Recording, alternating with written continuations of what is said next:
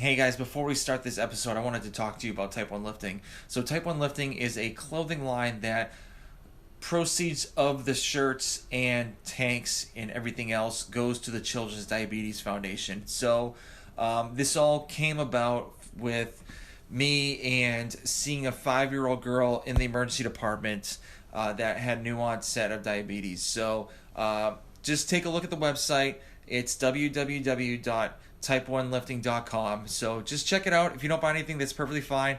I would just like for you just to take a look and just see what we have. So, like I said before, www.type1lifting.com. And guys, I hope you enjoy the show.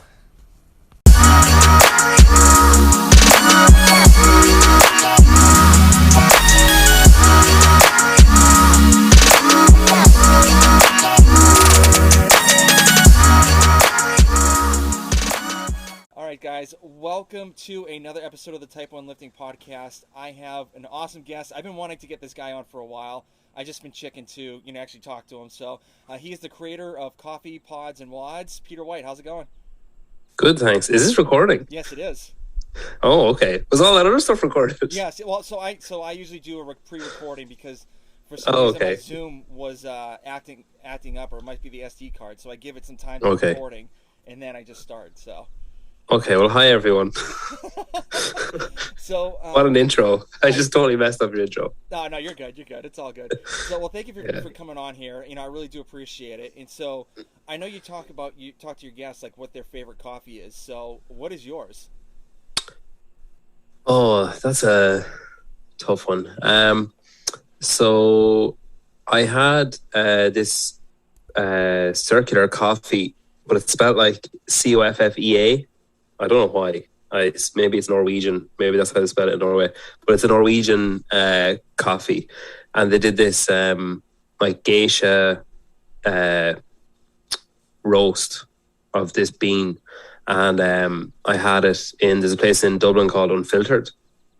And the guy that owns it put out a post recently, and it really rang home, where he was saying how he's kind of sick of seeing people calling themselves like specialty coffee shops when it's just like they're not, and I do like summer work. I'm a teacher, and I do summer work where I do like kids camps, and I drive around with the equipment. So there's like inflatables and stuff. So I could be one place on a Monday and then another place on a Tuesday, and it's big, it's like a national conglomerate of camps in Ireland. So I work for them, and it brings me to all different towns. So I get to try out loads of different coffees and stuff, because I'm off until the inflatables need to be taken down again at the end of the day, basically.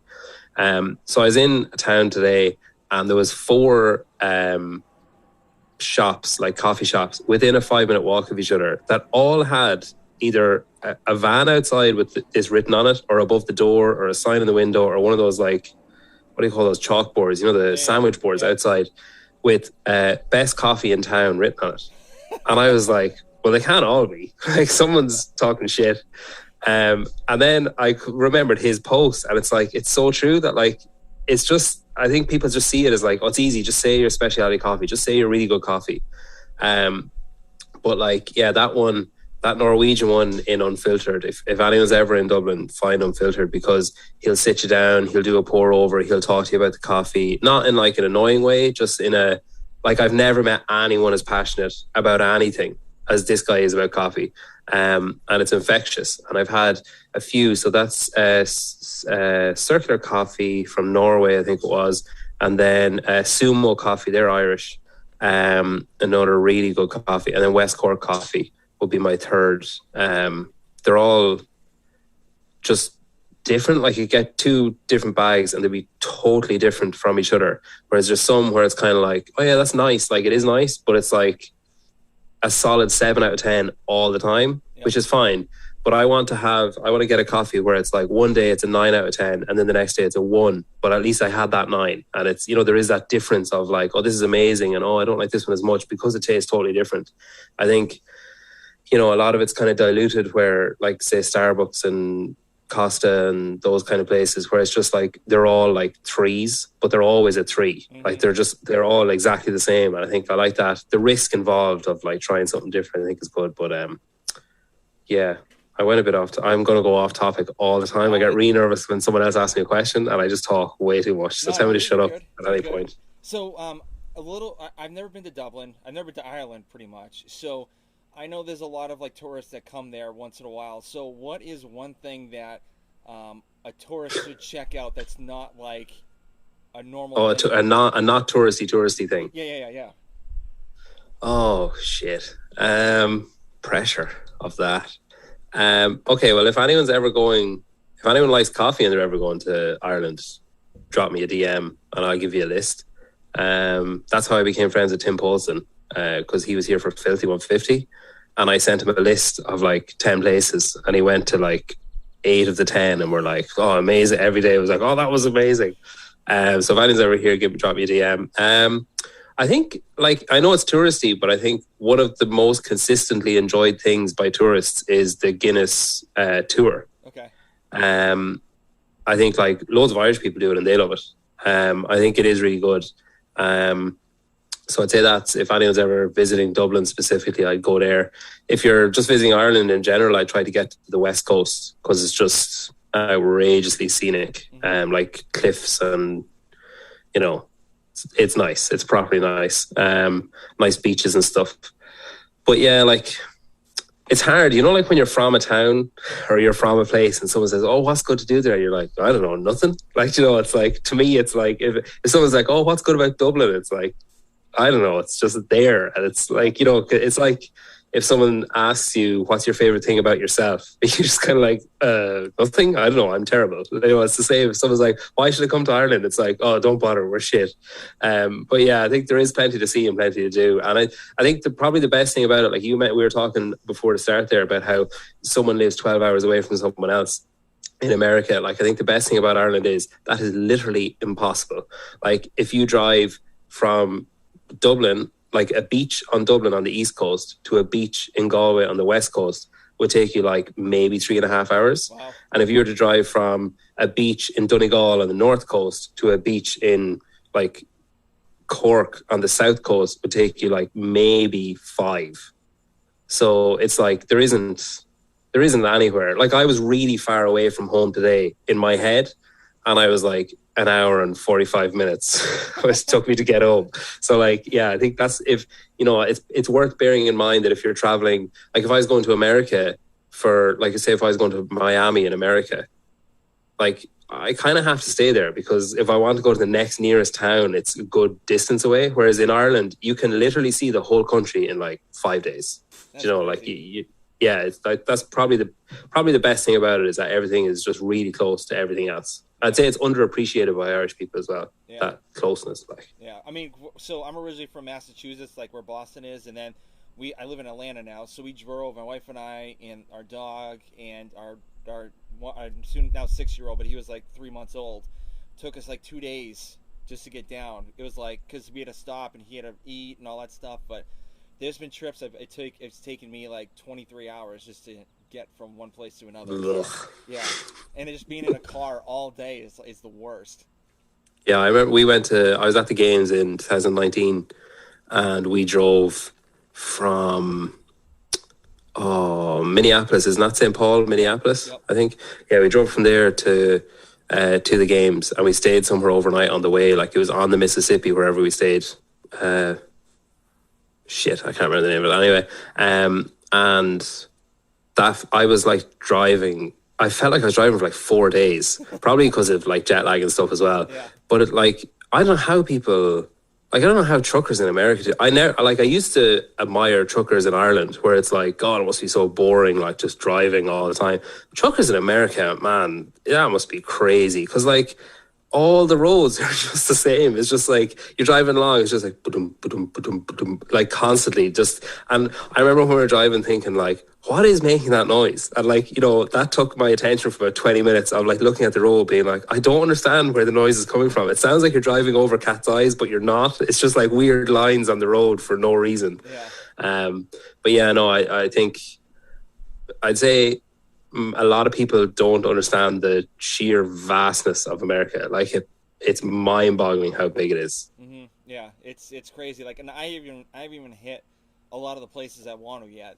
So, because it's just so... There's places in Ireland I haven't been to. And like I said, we're like 2 hours from everywhere. And there's still places I haven't been. Well, you got to go. That's easy. Like, you do like a weekend trip. Yeah, well, kids. True. So, speaking of kids, how many kids do you have? One, and one is imminent.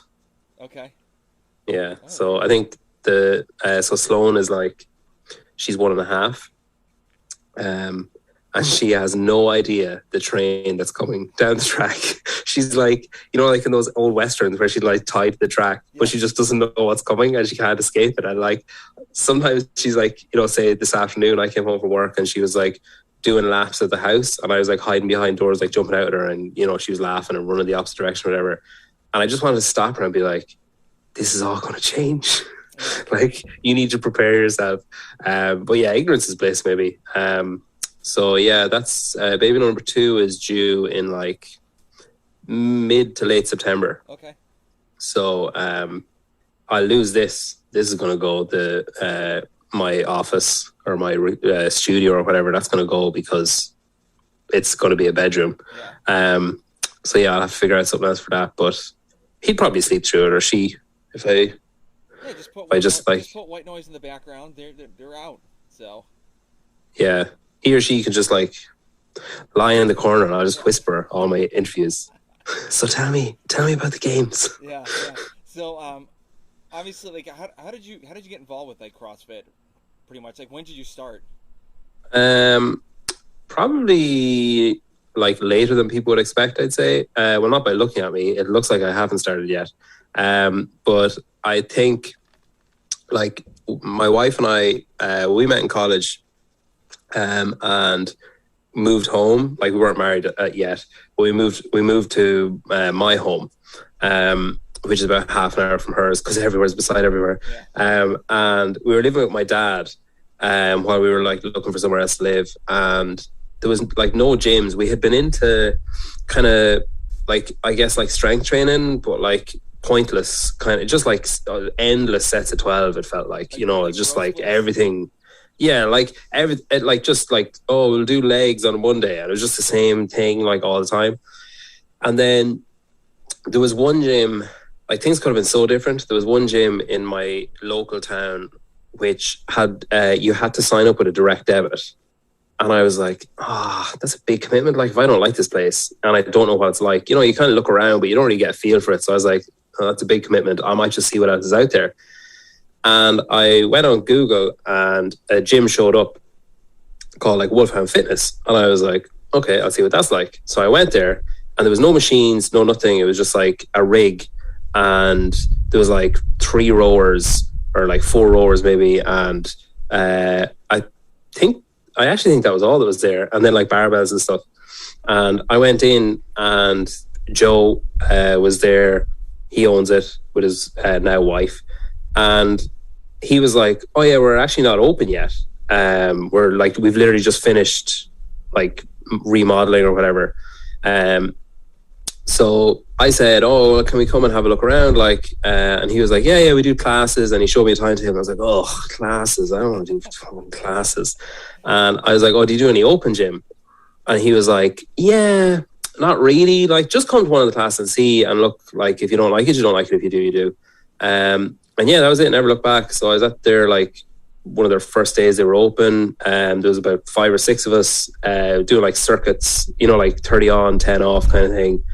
And I've seen that place change from like 5 or 6 people, like 2 rowers and a rig, and now they've got like, like 10 skiers, like 10 rowers, like 7 or 8 assault bikes, like 5 or 6 concept bikes, and just like booming community. Like they've developed upstairs now. They've gone upstairs and they have more stuff upstairs, and they have a room out the back and a recovery room, and like it's been a remarkable like it's only now when I'm talking about it, it's like, geez, imagine if I had joined that other place. Like, imagine how different my life would be. Like, I probably still wouldn't know what CrossFit was, because we were kind of duped into doing it, because it was just a class.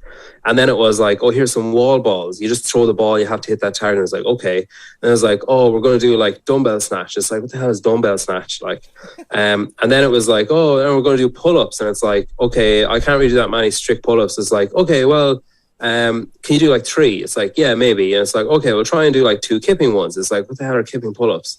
And then like slowly it just kind of bled in of like, okay, so today's WOD, and it's like, what's a WOD? Like, you know, like, why are we suddenly saying this terminology? And then like before we knew it, I had already drank the Kool-Aid without realizing I had even had a glass of it. Yep. And then I remember Joe like just openly calling it CrossFit. Like, what we were doing was functional fitness. It was CrossFit. And then they affiliated, and then there's still Wolfhound Fitness, and they're like CrossFit Lornatiro, which is like, it means like middle of the country in Ireland, because Mullingar is like bang in the center of Ireland.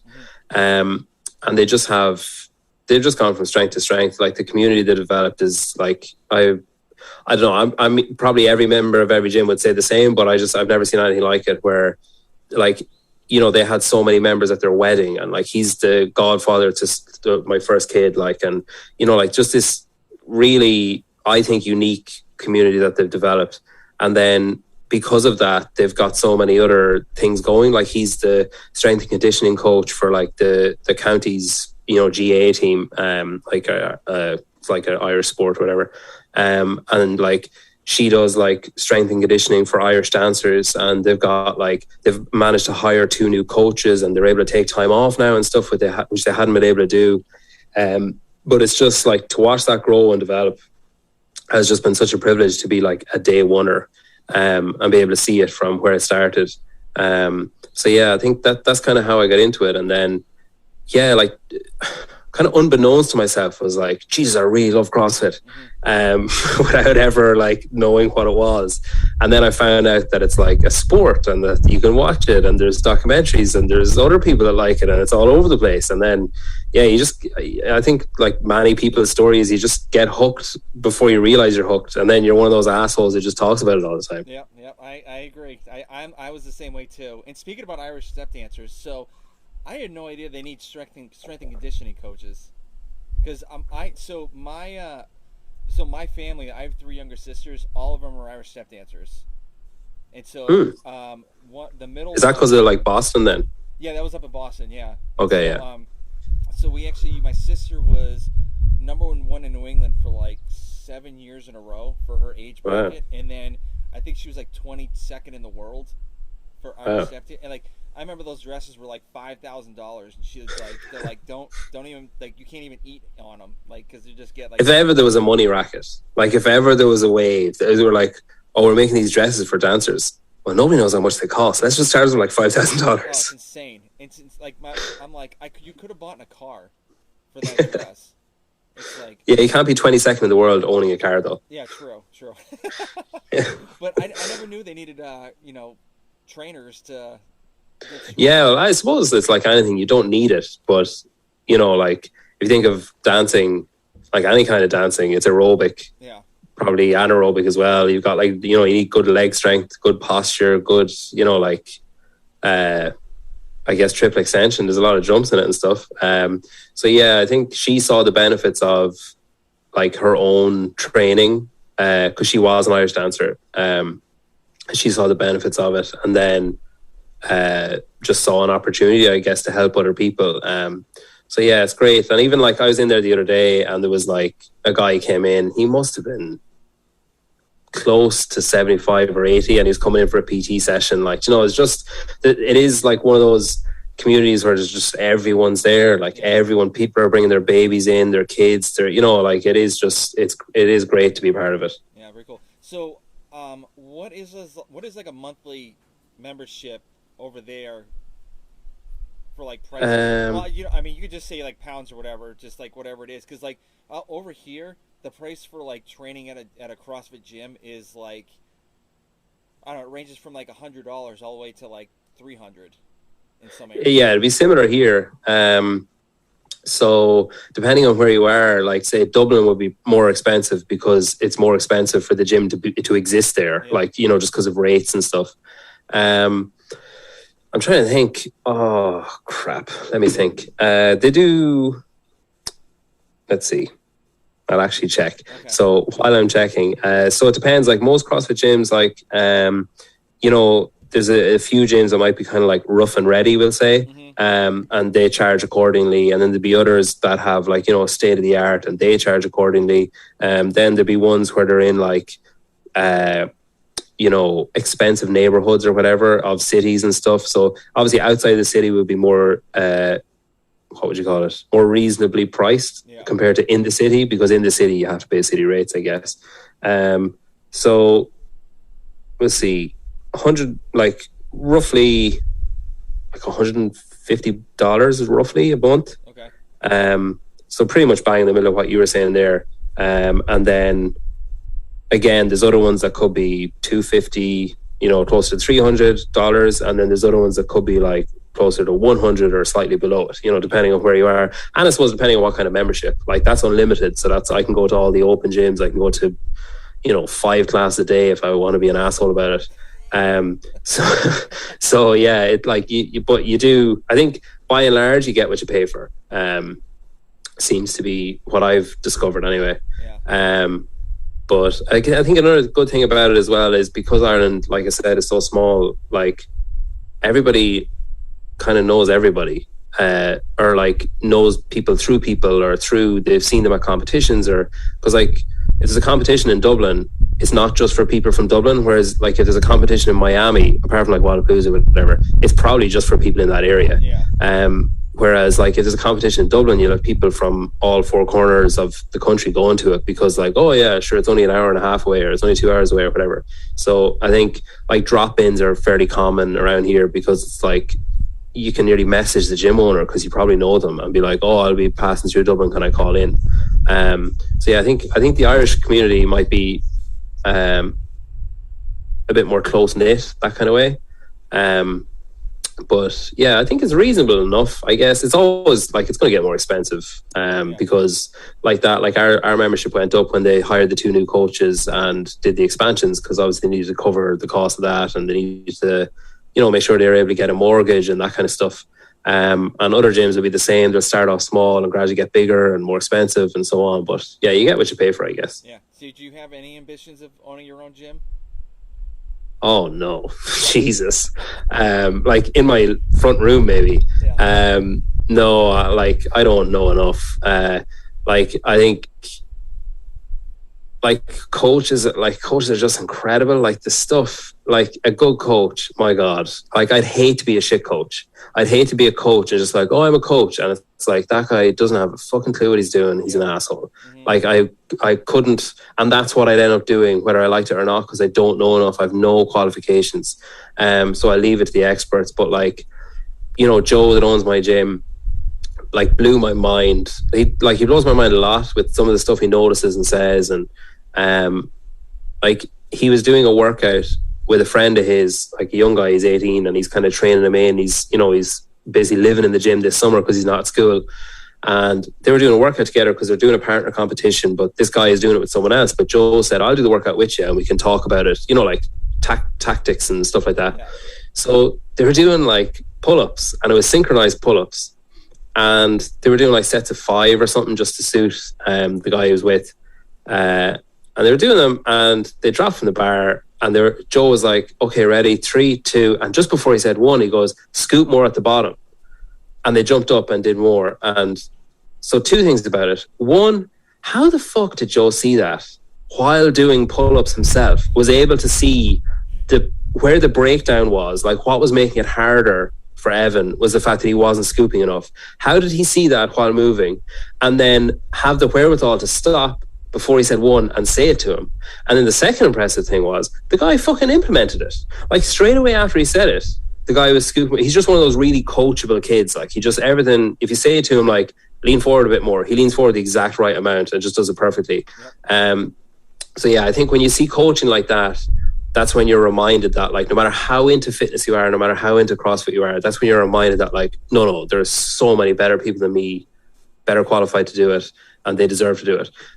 Like I'd love to do a level 1 someday or something, but like I wouldn't implement it into anything other than my own like entertainment or whatever, or my own knowledge, I guess. Yeah, I mean, it's just pretty much just like picking little things that you already know, but like it's another little trick to make it better. So I mean, I listened to other podcasts, and they've had like these world-renowned like personal trainers and like you know, strength and conditioning coaches on there and stuff like that, and I always pick out like one thing out of the podcast and I use it, and it's unreal. It's like have you ever heard of Barbell Shrugged? Yeah. So they had this guy Cal Dietz, the smartest strength and conditioning coach around, and he said like if you're deadlifting or back squatting, on the way up you curl your big toe in, like dig it to the ground. Oh yeah. And so I'm like, why is that? And he says, well, it fires your glutes and your hamstrings, so you could shoot up a lot quicker on the deadlift and the squat. And I was like, there's no way this is possible. And then I tried it the next day, and I was like, oh my god, like this is amazing. You broke both your toes. Yeah. But I was like, this is like, you would never think of something like that. Yeah, but even like Joe was telling me, he did his level 2, which has like a, you know, it's notoriously difficult to get through. It's got a high fail rate. But he said that they were doing, they were coaching. They were split off into groups, and they had to coach. Someone had to coach, and someone had to demo, and everyone else was watching. And the one of the facilitators of the course was watching. And Joe was coaching a girl, a very proficient girl. I think at the time she was like number 3 in Ireland in the Open. And he was coaching her how to push jerk as if she'd never pushed jerk before. Like that was his task he was given. And he said he was there, like he said he was sweating, like he could feel sweat, because the facilitator kept saying like, no. And he'd like go again, and he'd start again, and he'd, you know, fix another thing. And, you know, he said he started off at the knees, and, you know, they were coming too far forwards, or she was like too slow in the dip, or, you know, she like all these little tiny little things, and, you know, she like loads of stuff. And he said he fixed like 15 things, and then she did it again, and he was like, yeah, that was really good. And your mom was like, no. And he was like, what? Like, what is wrong? And he said that he'd go back again, and he'd do it again. And then eventually he was just like, I don't know. Like, I actually don't know what I'm looking at anymore. It's just blurred. Like, you know, he's like, I can't see anything else to be fixed. And she was like, you told your one, like, do five reps. And she was doing them. And as she was doing them, the facilitator goes to Joe, look at her arms. So the bar was lifting slightly off her chest just before she had locked out her legs, and that's what was wrong. Okay. And it was like the smallest, like you 99 out of 100 people wouldn't notice it. Yeah. And she walked off anyway, and Joe was like, I felt like shit, like, I'd miss some. But another facilitator came over and was like, that was absolutely fantastic. Like, that was near perfect coaching. But the point is, you always strive for more. Like, you never settle for, it's pretty good. Like, it's as good as we're going to get it today, we'll leave it. You always strive for more. And then that's another moment where, hearing that story from Joe, I was just like, man, I would not be cut out for this. Like, I couldn't. I'd end up just being like, fuck it, they got it overhead, it'll do. Like, sure, it's fine, I'm not bothered. So yeah, I think if you hang around coaches, and like you say, if you talk to coaches and stuff, I think you're just constantly reminded of, like, the knowledge, the effort, the capacity for learning, and the will to self-improve, I guess, and to help other people. Like, you can't fake that. I think, anyone who thinks like, oh, I'll get into coaching because it's easy money, like, is just a moron. Because, if you're going into the gym, if you're getting up at 5 o'clock, 4 o'clock in the morning to go and open the gym, and you're, maybe sitting on your own for the first 4 or 5 months, like, you really have to love it. Like, if you're, tidying up, sweeping up chalk at the end of the day, and like after, like, if you're skipping out and training for 6 months because you're trying to get your gym off the ground, that kind of stuff, like, that's, you need a real love for it. That's not someone who is successful at that isn't someone who just says, I'll do this and see how it goes. And I think if I started like coaching or thinking I was coaching, I'd be very much like, I'll do it and see how it goes. Can't be that hard. And like, I'd probably get a pretty rude awakening. Yeah. If I even had considerations of owning a gym, I'd be single. So there's no way. My wife, I asked her, like, what do you think if I own a gym? She's like, I would kill you. So, like, there's no way. And plus, like, we need health insurance, and you're a diabetic, so yeah. At the table. So what would you think if I owned a gym? Enjoy speed dating. Yeah. So, you have a podcast called Coffee Pods and Wods. So how did that come up? So I mentioned Tim Post earlier on. So he was in Ireland for 5150, and he came to our gym and did like a seminar, like a workshop for like I think it was like 9 hours or something. And I had been to the games that summer, and this is in November. So I was like pumped. CrossFit was like, it was like hooking up to my veins. Like, it's like, I've been to the Mecca, like I'm here for it. Mm-hmm. And I remember Joe telling me like, oh, big news coming. And he's always very like, plays his cards very close to his chest with stuff. So I was like, okay, well, if he's saying big news, it must be something like whopper. And then they put up a post saying like Tim Poulsen is coming. I was like, oh my God. So he came, we did this like workshop together. I remember he got us to do, I think it was like 10 seconds on, 10 seconds off, or like 15 seconds on, 10 seconds off on the bike.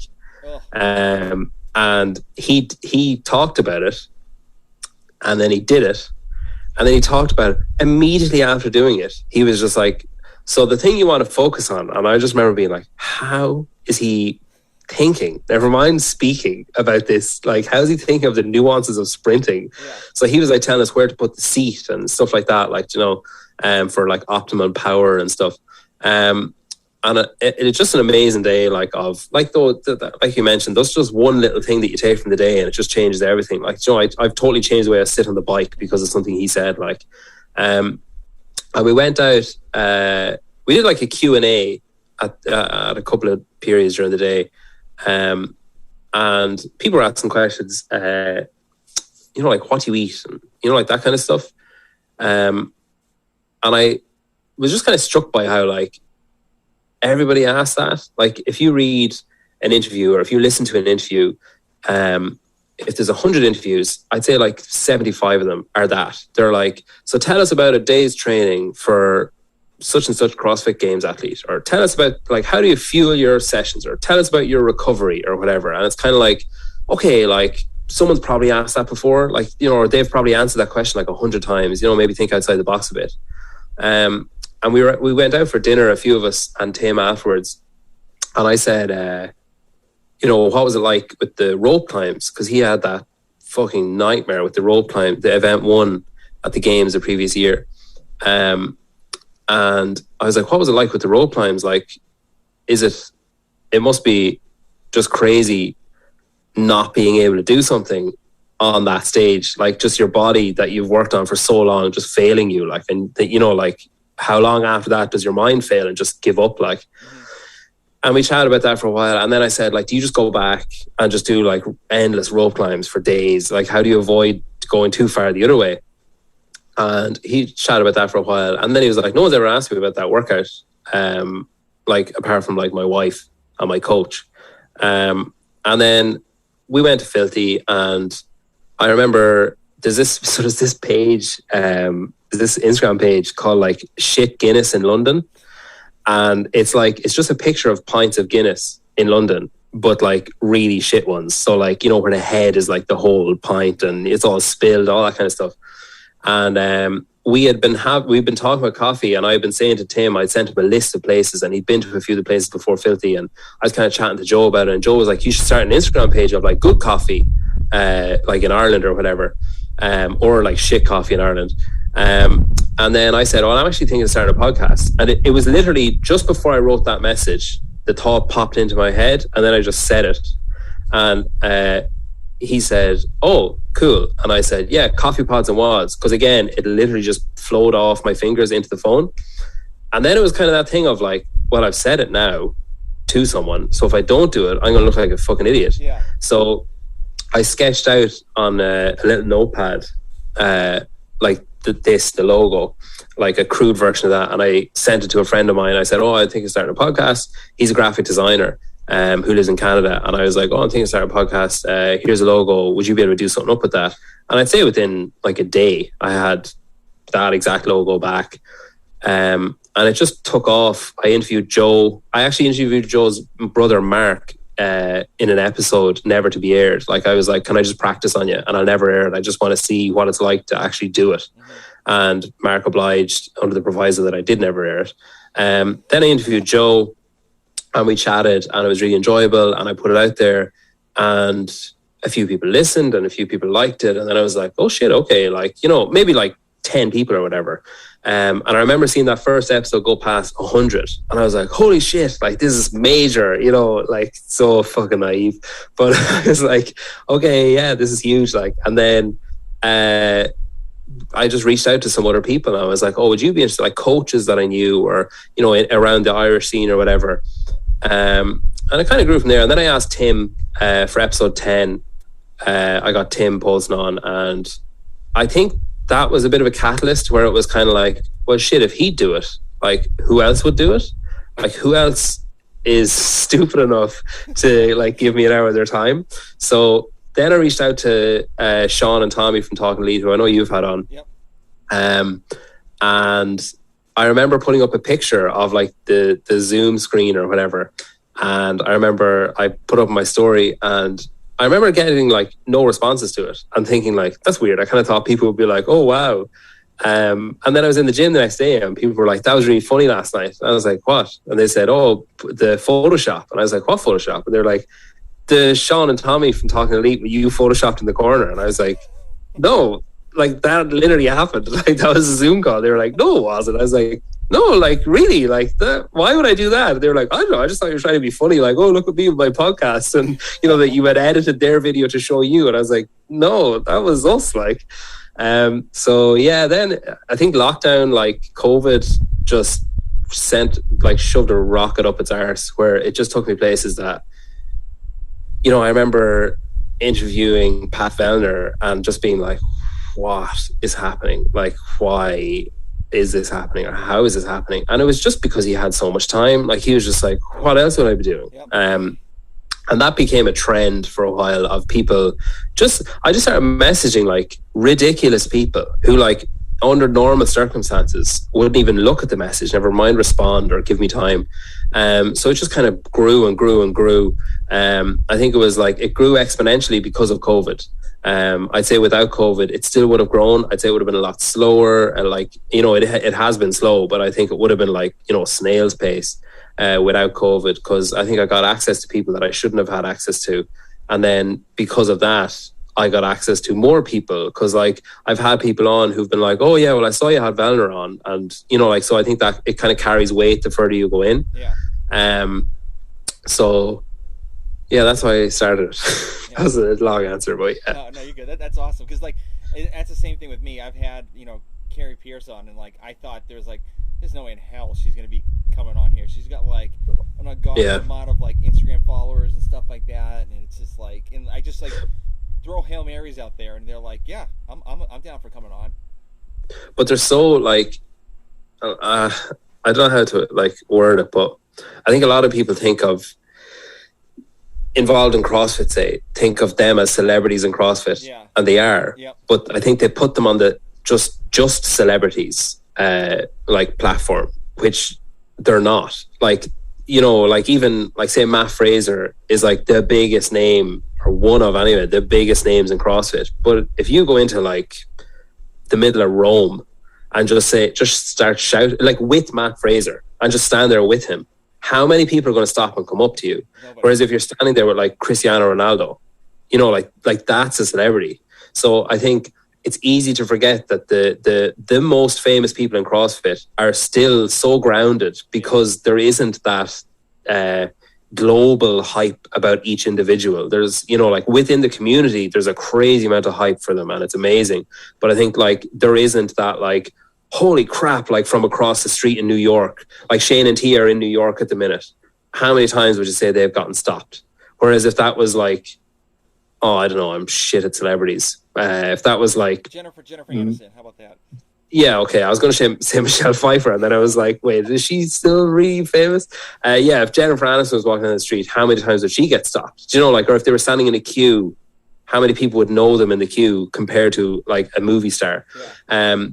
So I think the second thing that's really good, and that like facilitates this kind of thing, is that everyone, or 99.9% of people involved in CrossFit are so community driven, including the people at the very, very top. Like, CrossFit is about, like, let's face it, it's about the 99%. It's about the rest of us.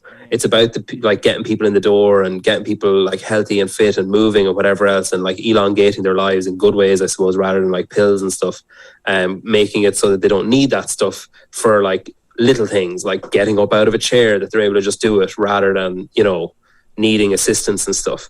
And I think the athletes, because they start off in that position, they start off as one of the 99%. Like, no athlete in CrossFit goes like and straight in at the top. Yeah. They're part of the community, they're part of a gym, you know, they're with a group, whatever.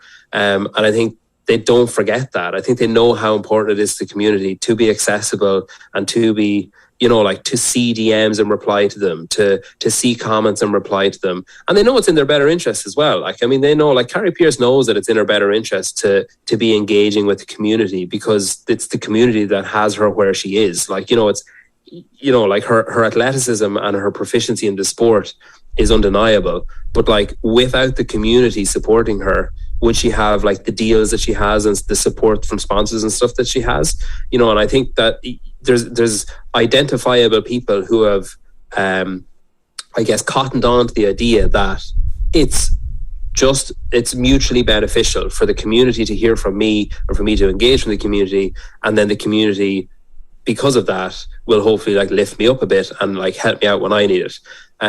So yeah, I think that the human aspect, that they still have that grounded human aspect, and the importance of community and CrossFit are the two things that lead to like dickheads like us getting access to people that we shouldn't have, you know? Yep. Yeah, because if you told me like 2 years ago I'd be able to talk to all these people, I'd be like, you're out of your mind. This is no way possible. No way. Yeah. And then this podcast happened, and then like it opened so many doors just to like reach out to people. And like, you know, my first episode was with a diabetic Olympic weightlifter, and we did a recording at Panera Bread.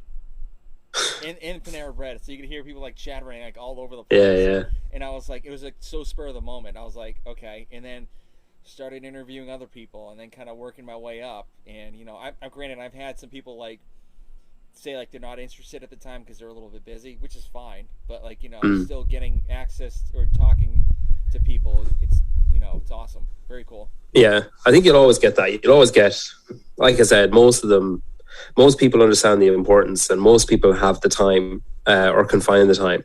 And I think, like, you know, there's a few that, like, you know, as far as I can tell, Matt Fraser basically doesn't sleep. He's just doing stuff all the time. Yeah. So, you know, there's a few like that. But, like, you rarely see those people on anything. Like, how many times have you seen Tia on a podcast? Like, maybe twice, 3 times, you know, and it's always like, you know, say the First Form podcast, because she works with First Form, or, you know, like the Tom Brady's company, the TB12. Yeah, with them, you know, like they're the people that they go to, because it's like, you know, there's a huge mutually beneficial thing to be had there. Whereas like some guy in what's going to become his baby's bedroom in Ireland can fuck off. Like, you know, I don't have enough time for that. But like, that's nothing against them. That's like, it's if anything, it's a compliment to how busy they are and to how like to how selective they have to be. But we're blessed to have people like, you know, like Noah or like Pat, Brent, like people like that who are just like, yeah, sure, you know, let's set something up. Or, you know, I've had ones where it's like, yeah, I'd love to do it. Can you talk to such and such a person? Just things are swamped, and you might be waiting a month or whatever. And then same as that, I've sent emails and messages that have never been seen or read probably. But that's, you know, part of it, I guess. You got to deal with that rejection. Yeah. So when you first started, like, how nervous were you like during your podcast, especially with like a high level CrossFit athlete? It's kind of weird. I've kind of never been nervous during. I always get nervous. So I do the same as you, kind of, where I'll talk to the person first and make sure their sound and stuff is okay, and then I'll just say, oh, I'm going to record now, and I'll start. we might chat a little bit, and then I'll, start the episode. It was actually a funny one when I had Brent on, where he didn't know I had started, and I asked him a question, and he was like, "Have we started?" And I was like, "Yeah," and he was like, "Oh, okay." And then he's like, "Usually you'd say like, Brent Fukowski or whatever." And that was for my 100th episode, and he was like, "I mean, you're not going to change it now, so it's fine." But yeah, so I usually do that, and then during that, like, before I say, thanks for doing this or whatever, before I say that, I'm always on the verge of shitting myself. Like, I'm always so nervous. I feel like I need to puke, shit, pee, everything. I just need to, like, fight or flight is kicking in. I just need to, like, leave. I'm so nervous. Like, sometimes I'd be a bit sweaty. Like, I just feel like, oh, okay, I'm really gonna, like, this is the one where I'm gonna say something stupid, or I'm gonna mess it up, or whatever. But then as soon as it starts, it's totally gone. And I just find this, like, flow of, it's just me and the other person. Doesn't matter, like, I can't see the mic, I can't see the laptop, I can just see their face, and we're just chatting or whatever. And I think, like, it's funny, from talking to all the athletes and stuff, it seems very similar to the walking out on the floor and then, like, oh shit, like that moment of, like, okay, stay calm. And then once it's 3, 2, 1, go, you just switch into autopilot, and you just find the state of flow where all the prep you've done, like, just takes over, and you just, like, you're just good to go. And I think that's what happens to me, where I know so much about this person because I've researched them, and because I've, like, seen them or listened to them, or listened to other interviews, or, watched stuff, or, read stuff. I think it just, like, clicks in, and it's just, okay, I'm good to go, it's fine. And I've got my little starter questions to get me going about coffee, and like, kind of ease them in a little bit and stuff. But yeah, like, I always say to every guest I have on, like, that they have the benefit of self-editing later on. So I'd rather they spoke freely and emailed me the next day being like, man, I really shouldn't have said that, like, my sponsor's going to be up my ass, or I shouldn't have said that, like, that came out wrong or sounds wrong or whatever, can you take it out? I'd rather that than me ask them a question and then be, like, self-editing as they speak. And I think that pays dividends, because it ends up just being, like, a casual chat between two people, rather than, like, I guess, rather than those tell me about what you eat and tell me about your day's training and those kind of interviews, I guess. Yeah, no, I agree. So, obviously you didn't make it to the CrossFit Games this year. No. So that is the most intense FOMO I've ever felt. And I think it's because I knew so many people involved. Mm-hmm. Like, people, I'd be, like, good friends with Dylan from Loud and Live, like Scott from Clydesdale, like Renato, like Fury Photography, like, people like that. They're like Michael Dalton, like different media people and stuff. And I just constantly seeing all these people on screen, or, like, seeing pictures on their story and stuff, and being like, oh my God, I just really want to be happy for them, but I also really fucking hate this. But it's like, yeah, okay, overall I am really happy for them. So yeah, that was like intense FOMO. That's like, I really know what FOMO is after this weekend, where I was really, like, I've never felt more at home on my couch than watching all those people, like, see each other and see athletes and all that kind of stuff. But what I will say is, even at home on my couch, that was such an incredible week. Yep. To see. And, like, I don't know how confident I was in what was going to happen. I don't know how, like, there's been so much shit, like, the last few years in and out of the sport. There's been so much just, like, bullshit going on. And then, like, with COVID and everything, it was just kind of like last year. I remember, like, when I interviewed Castro, praising him for going ahead with last year, because I think everybody needed it. Like, you needed something, and we did. I think we needed it, and maybe didn't realize we needed it, and we got it, and it was exactly what we needed, and it just gave everyone a little boost. And it was the same with the Rogue Invitational. Everyone needed it, and maybe didn't even know they needed it, but once they got it, it was just like, oh God, I love fitness, and I love seeing it, and I love seeing the athletes, and I love hearing those voices and stuff. And I think the games this year just, like, cranked that up to 1,000, where it was just, like, little things. The experience that the athletes got from Noble was mind-blowing. Like, the amount of gear they got, the fuss that was made over them, the way the hall looked, like it looked like a professional set up dressing room that you'd see for like an NFL final. Like it was just next level spoiling of the athletes who had made it there. And then like just the events themselves were great. The spectacle was great. Seeing a crowd was great. It was great seeing it back in Madison. It was great. Like I think I pissed my wife off a good bit where I was playing this like game called like Where's Michael? So like I'd be good friends with Michael Dalton. He's on like the online media team for the games, and like I had started it during semi-finals where I'd see him, I'd be like, there's Michael, like I'd shout it. I'd see like his foot or something, I'd be like, there's Michael. So then I was doing that during this, and like she's like pretty heavily pregnant and like naps a lot, so I think I really pissed her off by like, there's Michael, and she'd be like, oh my god, like sleep beside me on the couch or whatever, because like the timings of the events weren't great here. But yeah, I think it's just like I said afterwards that I was like just blown away by how much I enjoyed it. Like I knew like, okay, I'm going to love this because like it's CrossFit. I love CrossFit. But I think I enjoyed it like 5 times more than I thought I would.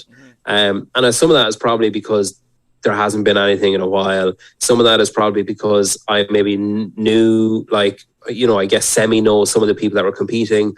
I like, I have some people that I consider friends that were competing. I don't know if they consider me a friend, but fuck it. I have some people like on the media team and on that side of things that I consider friends that were there. And I think that like gave me maybe a different sense of ownership of the thing, I guess.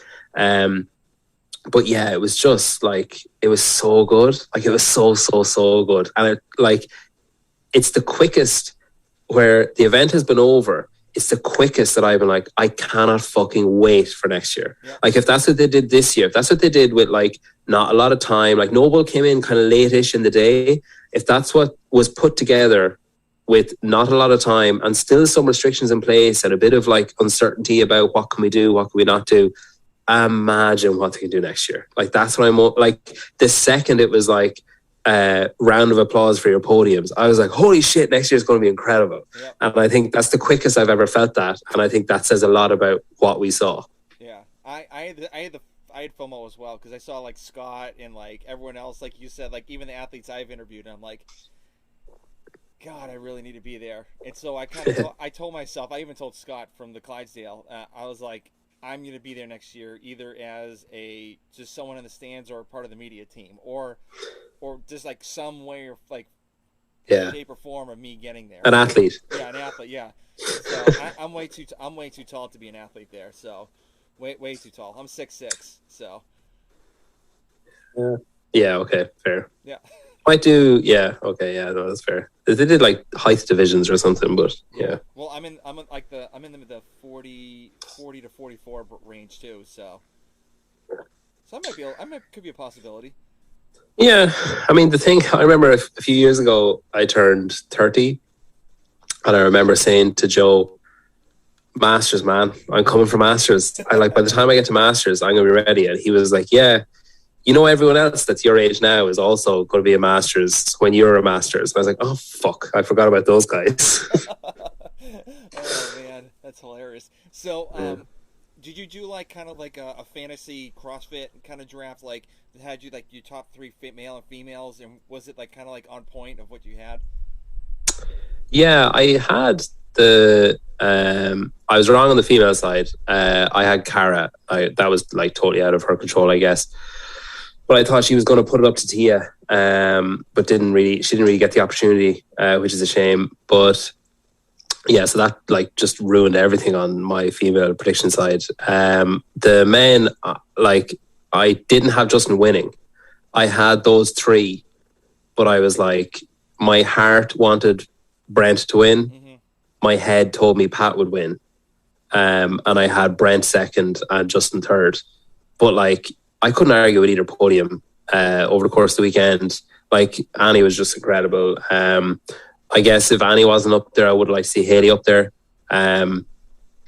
Or in hindsight, I guess Kristen, because I didn't realize she was going to retire. Yeah. But yeah, like I just think everyone who deserved, like everyone got the place they deserved. I don't think there was anyone that was like, oh, they really didn't deserve to be cut, or they really didn't deserve like where they finished up. I think it was pretty fair. But I think like there was some outstanding moments, like I think little things that went under the radar. Like Tim Poulsen was so chronically ill for like the first, and like he did so well. Like imagine, like it just blows my mind.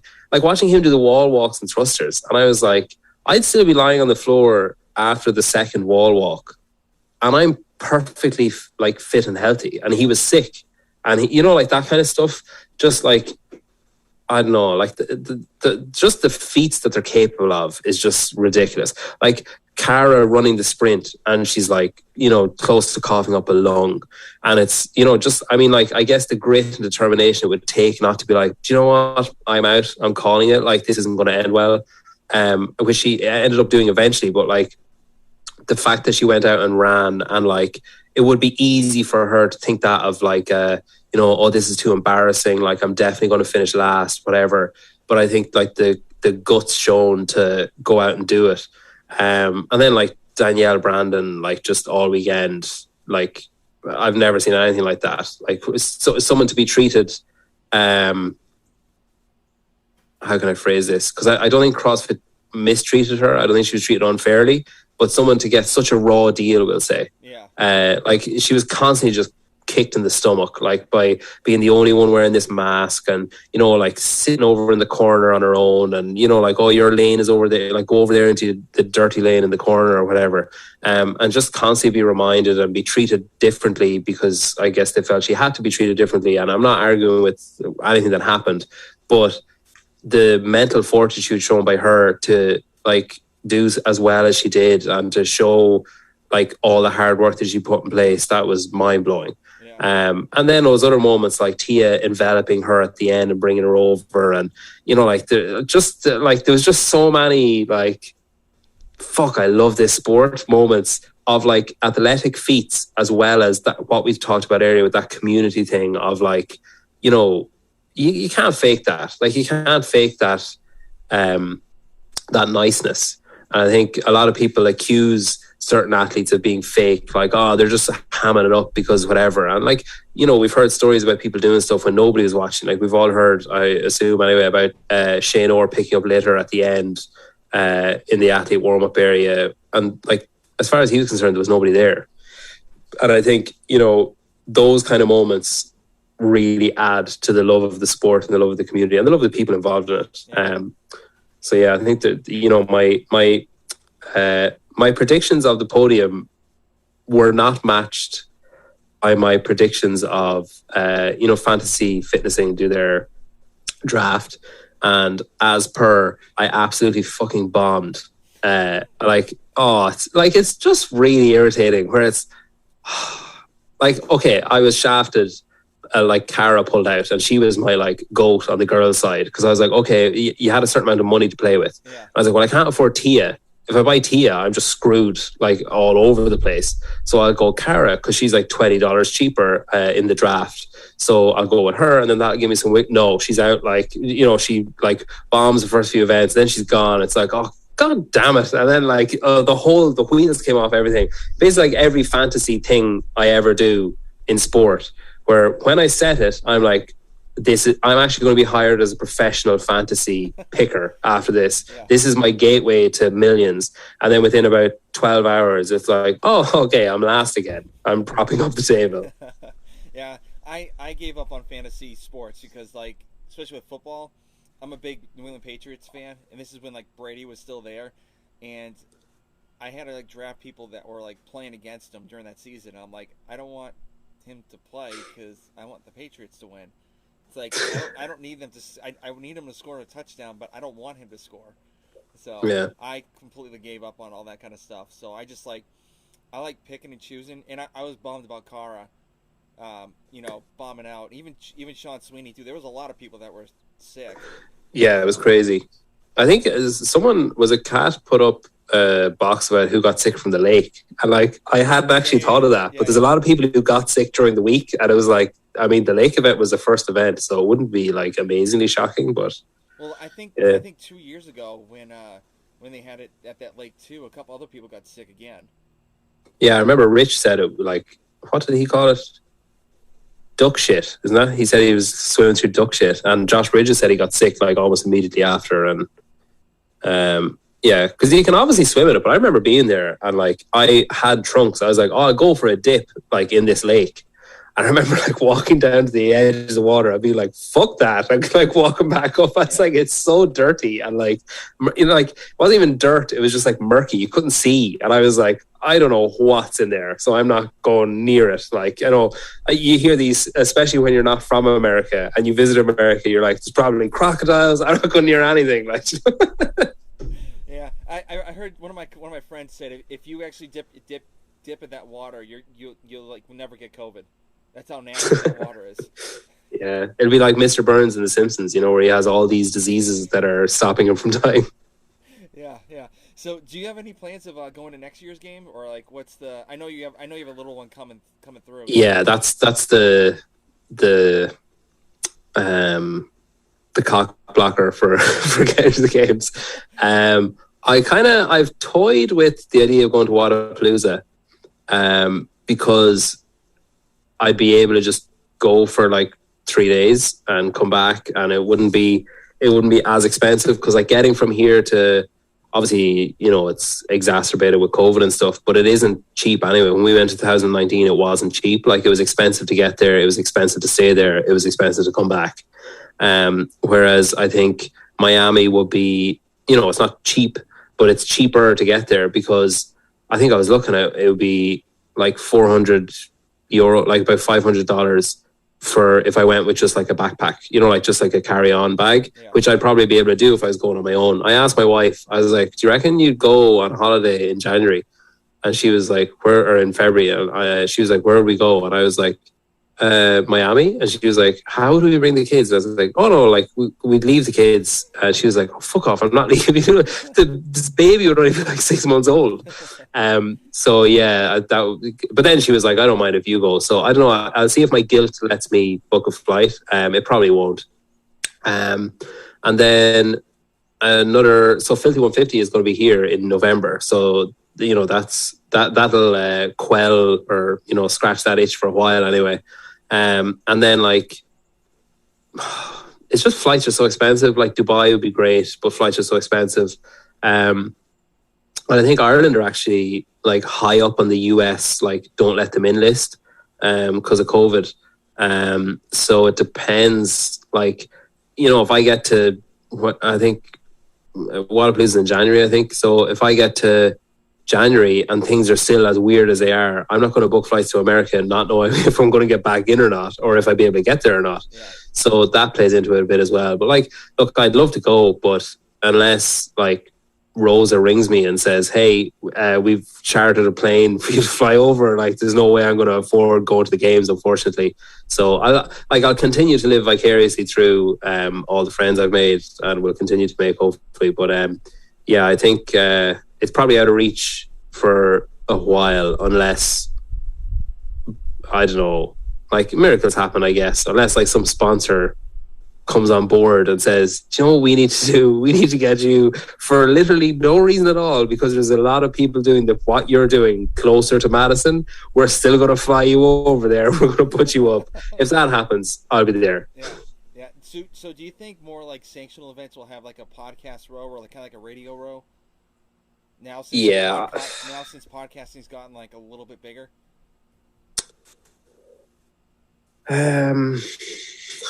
Let's see. Like my heart says, oh yeah, definitely we'll be involved. My head says, why would they involve us? Like, why would they involve? Like, I think that's my constant thing is like, you know, I don't want to be negative about it, but I'm going to be realistic. And then, you know, if I'm pleasantly surprised, brilliant. But like Sean and Tommy don't, like when semifinals were on, or like sanctional events were on, during that, like, you know, new season system, they weren't invited to those events because they host Talking Elite Fitness. Like, they were invited to those events because they're two of the biggest names when it comes to announcing and commentating and reporting on the sport, and they have been doing it for years. Like, they started the CrossFit podcast like thing basically with talking elite fitness, and they instantly hoovered up the market because everybody knew them, everybody knew who they were. They had all these like crazy lists of contacts, and they know what they're talking about and they know how to talk about it. Do I think that there's a potential for me to be invited to a sanctional event or a semi-final or anything like that? No. I don't think that's a realistic thing for me to think of.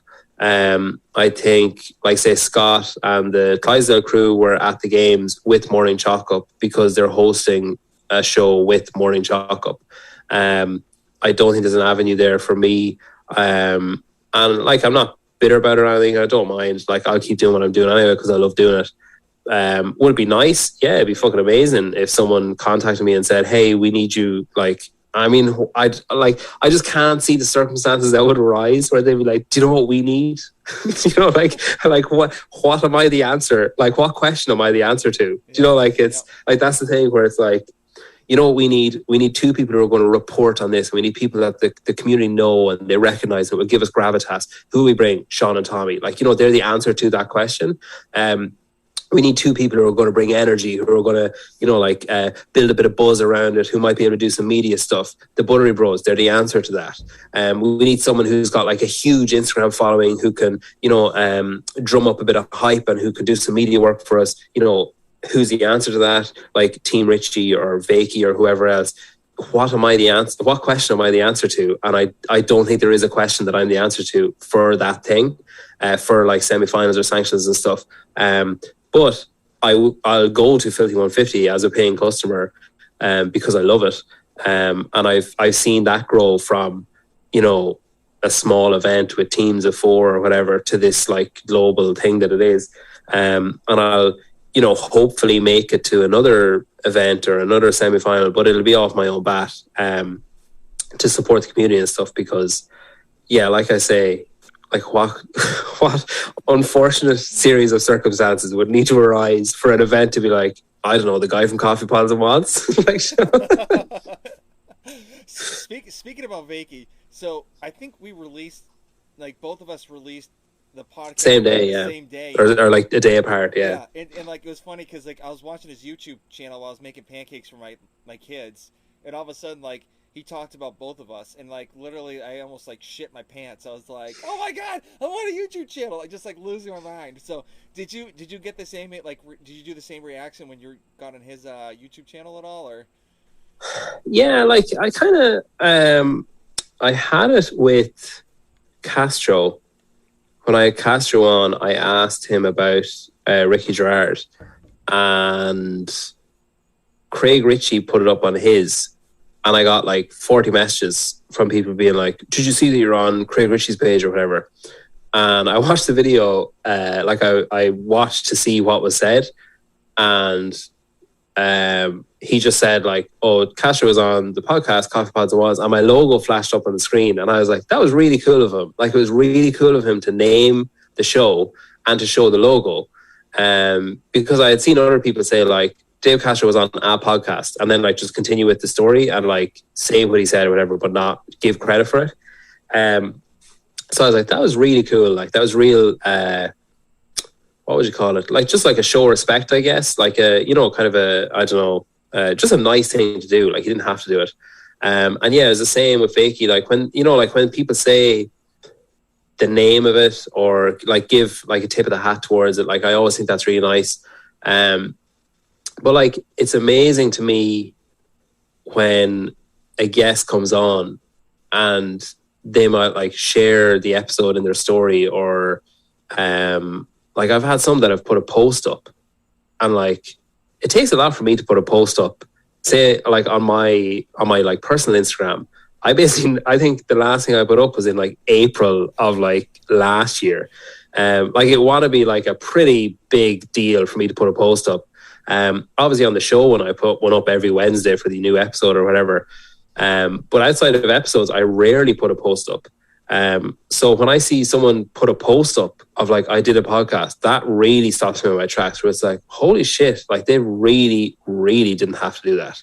Like Brent, when he came on, he like changed the words to a song from Rick and Morty and put up like a spiel about the podcast and that it was the 100th episode and stuff. And I was just blown away by that. Because again, he didn't have to do that. He didn't even have to share it. Like, he didn't have to agree to the episode.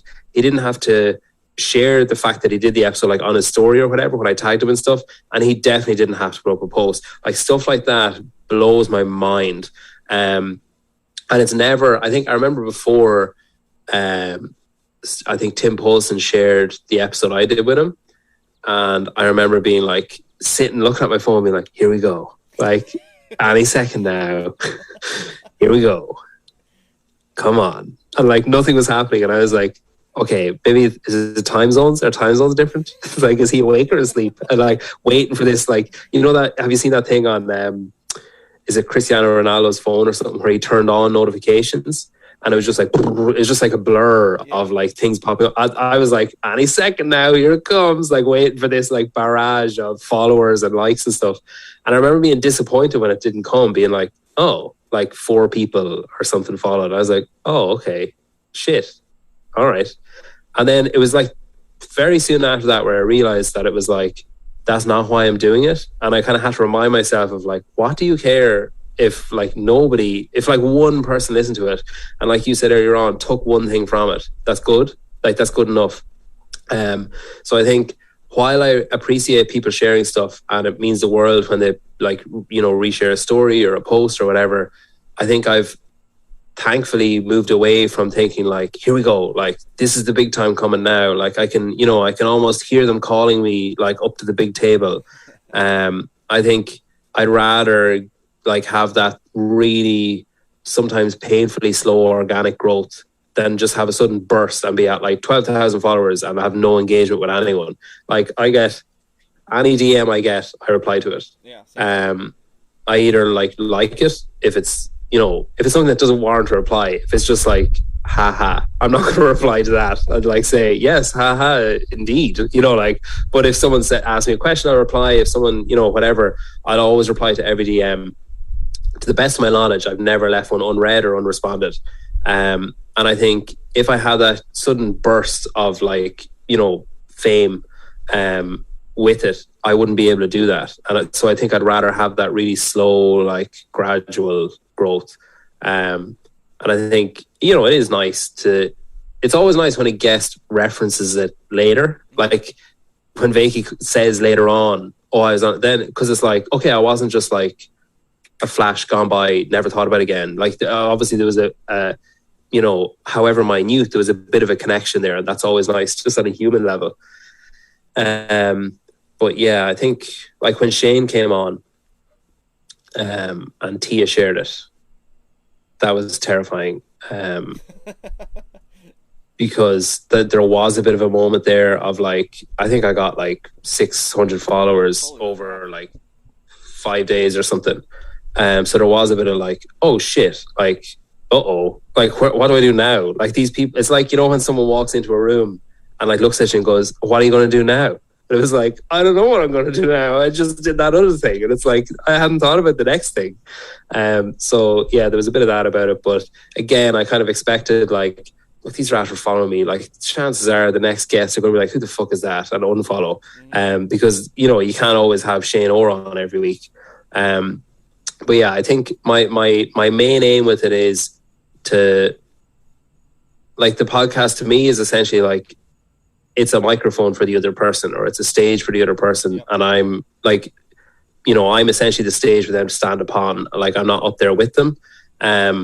So I think my main aim with it is to sort of let people onto the stage who I think deserve it, or who maybe, you know, who deserve it because they've done incredible things or amazing things, or they're like fantastic coaches or athletes or whatever, or people who maybe are usually standing at the side of the stage, like people who are holding the spotlight, or people who are holding the camera, or who are shouting cut or whatever, like those people who the audience might not know, or might not know their story or whatever.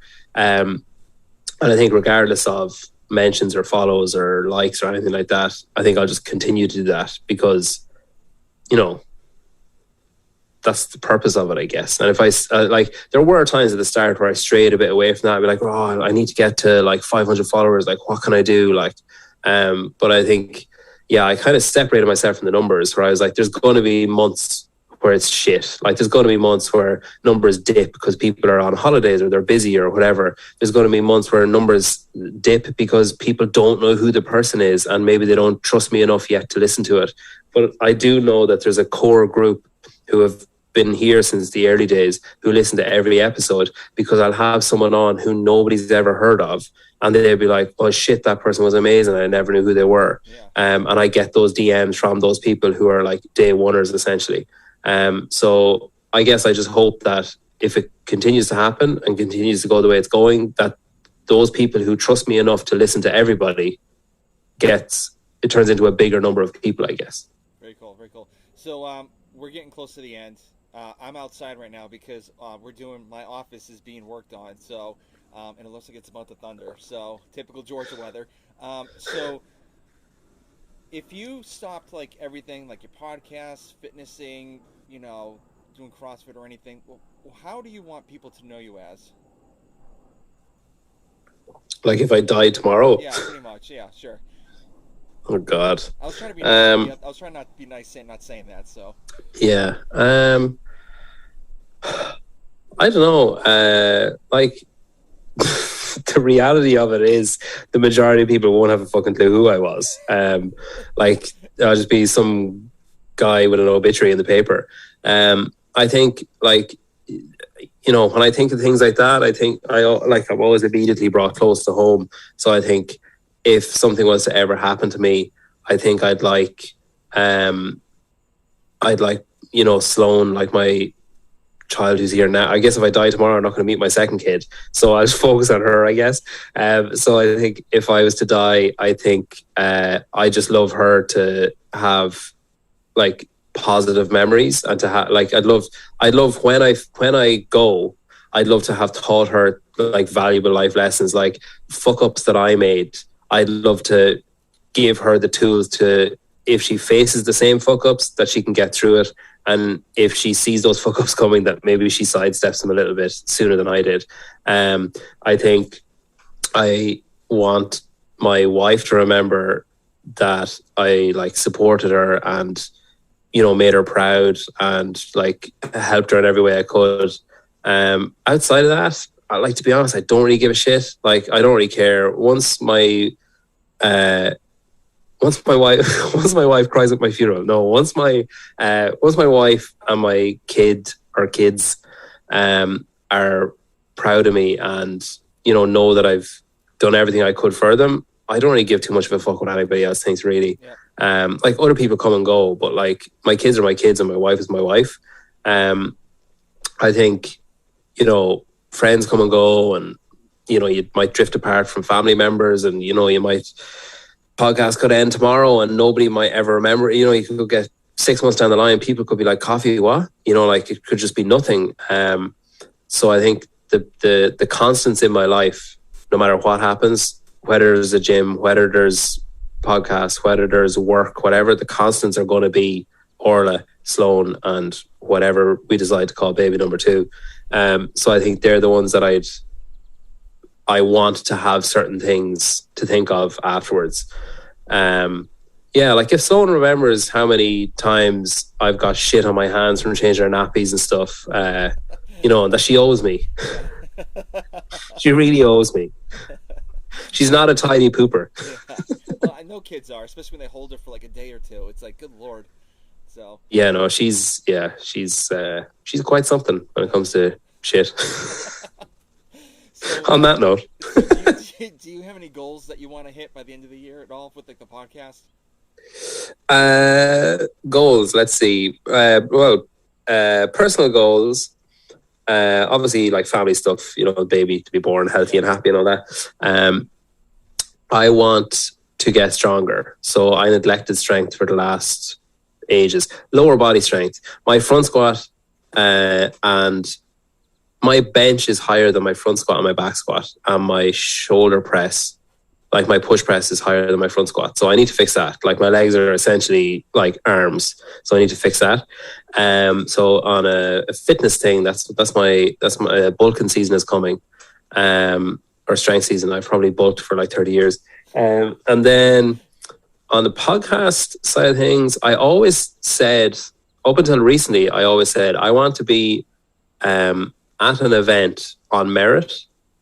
And then I kind of realized recently that like that's not going to fucking happen. Where basically what I said, I'm not the answer to any question that's going to be asked, so I need to just move on for that.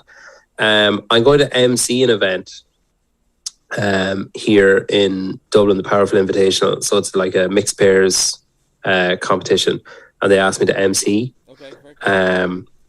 So yeah, I mean, more fool them, but it's going to be a bit of fun. Yeah.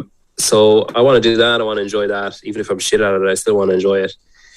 And then with the podcast, I just wanted to keep going. I just want to, I suppose my personal goal with the podcast is to stay as passionate as I am now. Like my passion for it has grown since I started. It hasn't dipped. It hasn't waned. It hasn't wavered.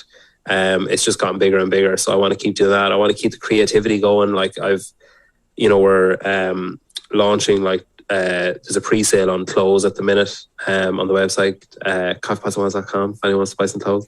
And I think the creativity that's gone into that is like, it's just good for the soul. Like, I think I've never had anything in my life that I've been more passionate about, like where it was like, oh shit, like that's what that is. Like, that's what, like, people ask me why I do teaching, like for the holidays. Like I just kind of feel like anyone who says anything other than for the holidays is just a shit talker. Like that's why teachers teach, because it's like you get like 2 months off. And I think other people have been like, God, I really love teaching. And it's like, for me, it's like, I quite like teaching. Like it's like, I quite like it. And it's like, oh, I really love like fitness. And it's like, I like training myself. And it's like, yeah, I quite like it. I dip, I get peaks and troughs. I quite like it. Yeah. Whereas like with the podcast, it's like, I really fucking love this, and I think if I can keep that going, that's my main goal for the year, I guess. Yeah, very cool. And then what would you tell somebody that's trying to get into the podcast space, like what to expect throughout their whole, time doing it? I'd say anybody that's trying to get into anything that's in any way creative, like podcasting or not, I'd say just do it. Like, just tell someone you're going to do it and then start doing it, because like you're only ever going to look back and be like, why didn't I start that sooner? Yeah. Or why did I never do that thing? They're the only two. You're never going to say like, I wish I hadn't started that thing. Like, it might not work out. It might be shit. Like you might not be cut out for it, but you're not going to look back and be like, oh, I shouldn't have started this thing that I can just walk away from and never think of again. Like, you'll just walk away from it and never think of it again. Whereas if you don't do it, or if you don't start, you're going to either be left with, shit, I should have done that thing. Look, that person's doing it now. Or I should have started this sooner. How did I not think of this before now? I loved this. Yeah. So I'd say anybody thinking of anything creative at all, just start and you learn on the job. Anyone that's thinking about starting a podcast, I think be organized. I think like Google is your friend. That's where I got everything. Like, I figured out mics, editing, all that stuff, just Googling, because like other people have done it. You're not going to reinvent the wheel. You're not going to like make a new microphone. Someone else has used one, so just go and get what they had. Yeah. I think be organized. Like, if you're interviewing someone, like, I don't know, do you listen to the Josh, Matt and Savan show, but like they were talking once about doing interviews, and Josh was like, oh, I've had some bad ones, and like they were kind of regaling each other with stories of like awkward interviews. And I've spoken to other people they've done interviews and they've told me after they talked to me like, oh, that's a relief. Like, the last one I did was like, I don't even think it aired. Like, it was terrible, And I think a lot of people think like, oh, I'll just start a podcast, and they just like ask someone and then hit record, and they just expect, like, that's not how it works. Like, you do have to put in work. I'd say I'm like, the podcast is like 4 parts. Like, for me, part 1 is like social media stuff, like putting up my own stuff, contacting other people, like building relationships, that kind of stuff. That takes up the majority of my time. Then, like, once I have a guest, preparing for them, interviewing them are equal. So it's like, if it takes me an hour to interview them, I'll be probably researching them for an hour as well. So they're like equally weighted. And then editing, if you're clever, editing can take like 2 minutes. Yeah. If you're dumb, it's going to take you another hour. So I think, like, I remember getting a message recently from someone on Instagram who, like so when I registered the podcast on like iTunes and stuff, I registered like the name of the podcast is Coffee Pods and Wods. I didn't put like, my name in it anywhere. Because I kind of didn't want to be at the front of it, I guess. And people email me saying, hi, and then like in a slightly different font, Coffee Pods and Wods. And it's like, you didn't even bother to find out my fucking name. You just copied and pasted it from the form. So like I got a email saying like, hi, Coffee Pods and Wods. My name is whatever. We work with podcast production, and for a small fee, we will take out all the ums and ahs and out of your podcast. And I was like, but like, that's what makes it a conversation. That's why, like, why would you take that out of it? Like, exactly. The stupid little human tics that people have are part of who they are. So yeah, I think like I'd always try and set myself up so that I have more time to do the stuff that I enjoy doing with the podcast, and I'm not distracted by the shit things. Like I'm not like nobody likes editing. Like, come on. So I'm not distracted by editing because I give it minimal time. Unless I remember interviewing Michelle Detond, and fucking, I don't know what happened, but my mic was way louder than hers, and it's the only time it ever happened. But it was like literally 10 times as loud. Like it was crazy, and I couldn't. Like she was like, and then when Pat went to, like, you couldn't hear anything she was saying, and I was like, and where did like really loud. So that's the only episode where I had, I'd say I was about an hour and 45 minutes edit, because I had to find all her little clips and make them louder, and find all my little clips and make them quieter and try and match them. But we're not allowed to go to pregnancy scans over here yet because of COVID and stuff. So I was sitting in the car park while my wife was in getting a scan. So that was my time doing that. But yeah, I think if you're smart, you can set yourself up, same as with everyday life, I guess. You set yourself up to have more time to do the things that you want to do and less time to do the annoying little things. It's the same with the podcast. Like, but yeah, I think if you're thinking of doing it, like literally what is stopping you from doing it? Just like a mic is $20, just go and start.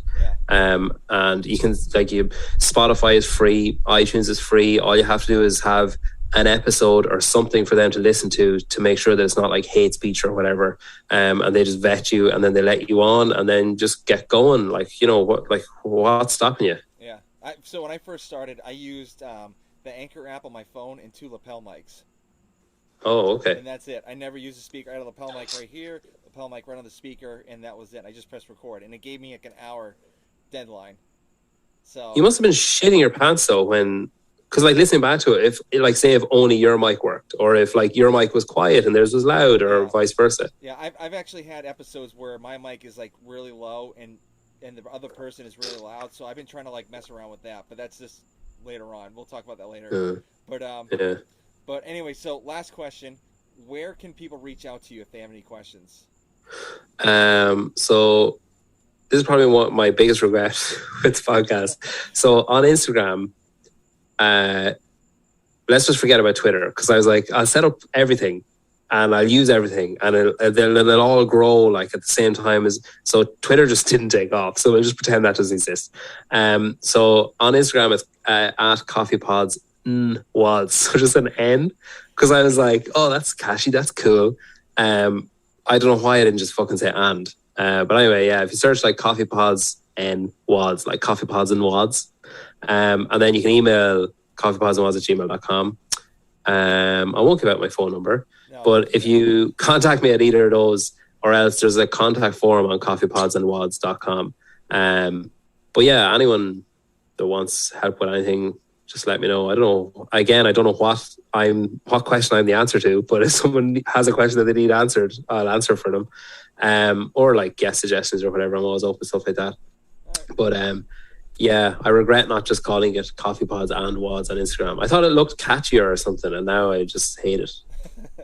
Well, Peter, thank you for doing this. I really, this is actually the longest episode I've ever recorded with somebody. So yeah, I told you I talked too much. No, it's all good. I loved it. I loved every minute of it. Well, thank you for taking the time. Thanks for having me. Me interviewing you, and I hope you have a great weekend, great rest of the summer, and hopefully COVID doesn't come back raging. So yeah. Cheers. Thanks for having me. I really enjoyed it. Thanks very much. Thanks.